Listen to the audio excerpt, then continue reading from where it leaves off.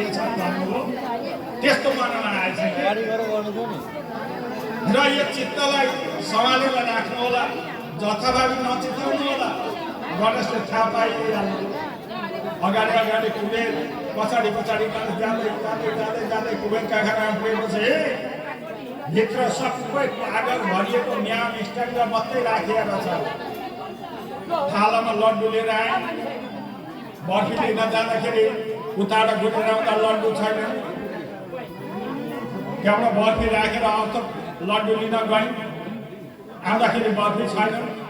गर्दा गर्दै गणेशले त मजाले खानु रहेछ भन्दै भित्र भएका थालहरू सबै ल्याएर सबै खानुभयो। अगाउनु हो कि भनेर कसैले सोधे, अलिअलि खाँदैछु, पर्खिन न खाँदैछु, अब खानु बोलाएको म खाँदैछु नि त हौ, किन चिन्ता गर्छ।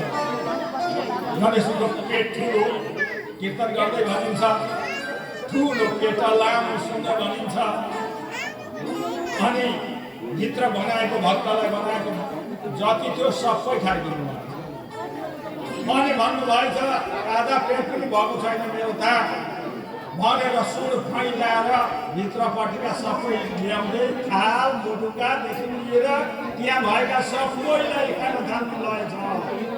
गणेशजीले भरे कुबेरजीले डरले आई घुँडा मारी, मैले बोलाउन जाँदाखेरि गणेशले खान्छन् खाँदैन भनेर भनेको थिएँ, पाप लागेछ मलाई, मलाई क्षमा गरिदिनुहोस्, तपाईँ के खाना चलाउनुहोस् भन्दा तुलसीको पातमा भगवान विष्णु भनेर लेखेको छ भने वा शिव भनेर लेखेको छ भने त्यो खुवाउँदाखेरि म अगाइहाल्छु नि भन्नु।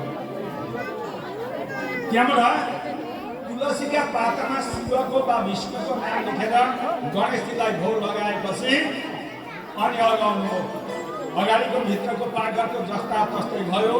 कुबेर हेरेका हेरे गर्नुभयो, गणेशको महिमा त यस्तो रहेछ भनेर गणेश वन्दना गर्दै हामी पनि गणेशजीको एउटा वन्दना गरौँ। वक्रतुण्ड महाकाय सूर्यकोटि समप्रभ निर्विघ्नं कुरु मे देव सर्वकार्येषु सर्वदा। भन्नुहोस् गणेश भगवान के। यस्ता हुनुहुन्छ हाम्रा गणेश। र वेदव्यासले जब भागवतको रचना गर्नुभयो, ज्ञान र भक्ति वैराग्य पुर्याउन मिलेको बनाउनुभयो।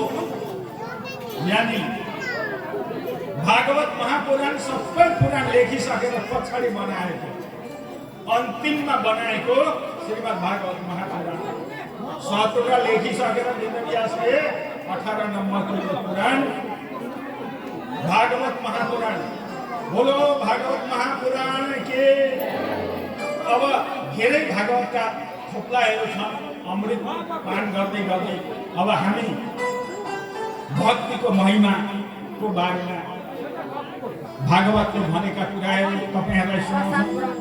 असलते भक्ति भनेको के, हामी त भक्ति गऱ्यौँ भन्छौँ सकिहाल्छ, तर भक्ति क्या हो त्यो भक्तिको बारेमा सुन्नुहोस्।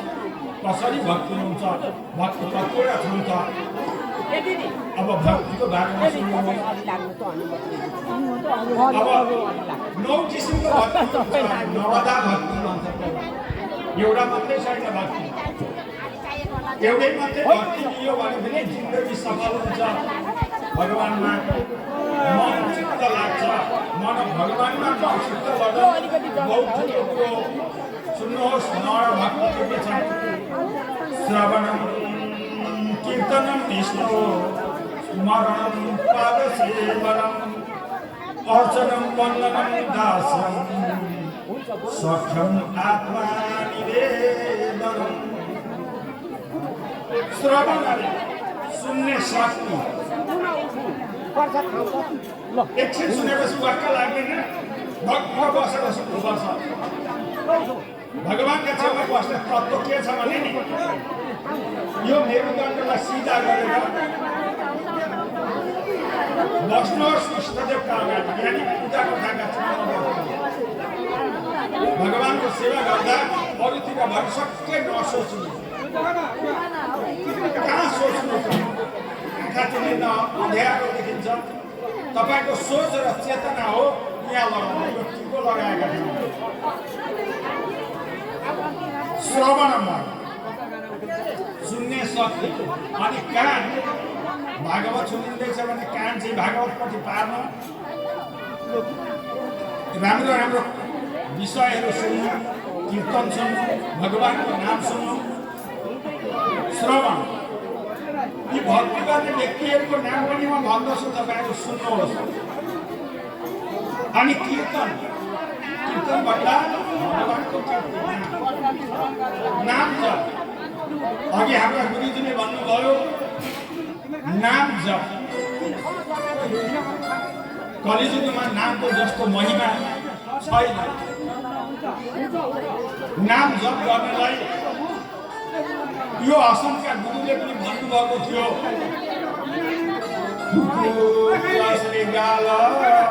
गधर बरो आत्मारा